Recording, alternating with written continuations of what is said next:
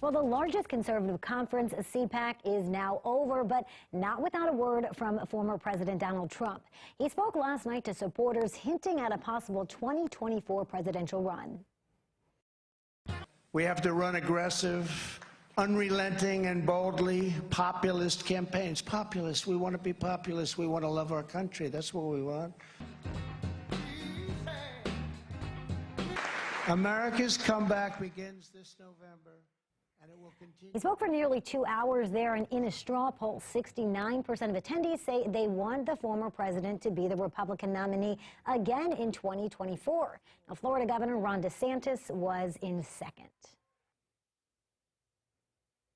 The yeas are 50, the nays are 50. The Senate being equally divided, the Vice President votes in the affirmative, and the bill, as amended, is passed. All right, that was the scene on Capitol Hill today after Democrats passed a historic bill to combat climate change and inflation. The Senate voted in a 51-50 with Vice President Kamala Harris casting the tie-breaking vote. The lawmakers debated throughout the night after invoking a Senate procedure called Vote-A-Rama, which allows the Senate majority to pass as many bills as they want with no time limits.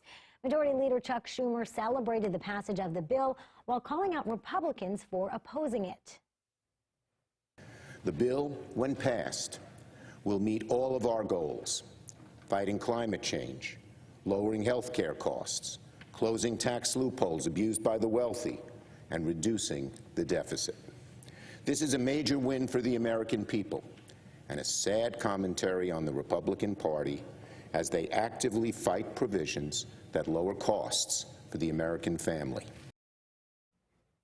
The bill now goes to the House, which is expected to vote on Friday. Well, 2022 has been a dangerous year for pedestrians and cyclists on the streets of Washington, D.C., and that's got officials in the city thinking of new ways to stop this disturbing trend from getting out of control. D.C. News Now's Joseph Olmo covers transportation for us. A quick check on the D.C. Department of Transportation's website gives us some insight into just how bad the problem really is. We are entering into the 8th month of 2022, and already 11 pedestrians and 3 cyclists have lost their lives this year during some sort of accident on the roads. That is 14 people in total, which means that we are on track to either match last year's numbers or even surpass them. Take a look at where we were last year. 20 people died on roadways in Washington, D.C. As you can see, the numbers year over year, 2019 and 2020, they continue to grow. Again, we are on track to either match or surpass this year where we were last year. And this is an issue that will take center stage when the D.C. Council convenes in September. Councilwoman Mary Cheh, who is chair of the Committee on Transportation and the Environment, she's got an idea. She wants to prevent these tragedies from happening by making it illegal to turn right on a red light in the district. What do you think about that? All of it part of the Safer Streets Amendment Act of 2022, a bill that has several initiatives aimed at keeping bikers and walkers safe. Well, on Tuesday, DC News Now spoke with Benjamin Gates. There he is. Benjamin almost lost his own life after being in one of those scary situations. He was hit by a car last year. There's part of his injuries. He spent over 2 weeks in the ICU and has since dedicated part of his life to making sure that nobody else has to live through what he did. He told us that a bill to make red light turns illegal, it would be helpful, but the real change, he says, starts with all of us. You can change whatever laws that you want to. At the end of the day, it comes from people being willing to enforce it within themselves first. It should never come down to you feeling like you have to get to your location, destination, whatever you want to call it, at the expense of somebody's life. Yeah, well, you can catch the full interview with Benjamin, plus an in-depth breakdown of the Safer Streets Amendment Act of 2022. All of that coming up next week, right here on DC News Now. Reporting in the studio, I'm Joseph Olmo.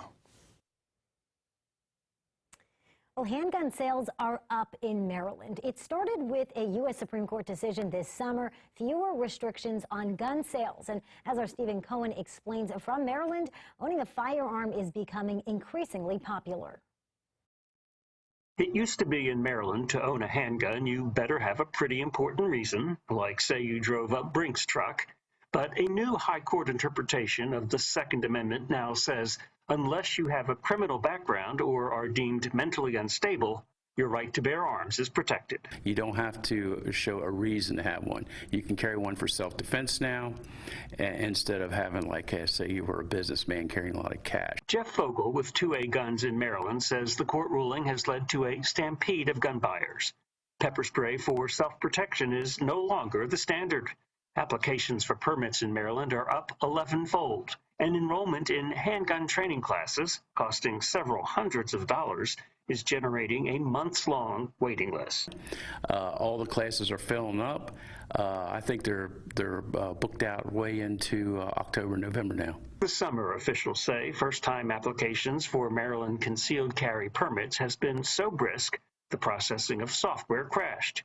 As for the impact of the new federal law and gun ownership in Maryland, To the citizen who is responsible for your own safety, and you need to take care of yourself and be prepared and get every kind of training you can. And in the weeks since the Second Amendment has been made less restrictive, Fogel predicts that individuals can be more secure about self-protection. Reporting from Maryland, Stephen Cohen for DC News Now. And Maryland State Police say that with the sharp rise in applications for gun permits, processing it could take a good 90 days.